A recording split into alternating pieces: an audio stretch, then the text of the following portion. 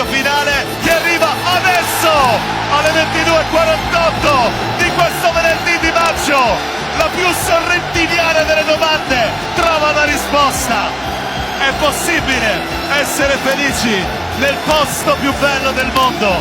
Il Napoli, campione d'Italia 2024-2025. Con una vittoria netta contro il Cagliari, con un duello bellissimo, leale, con l'Inter fino all'ultimo, che ci ha regalato emozioni straordinarie.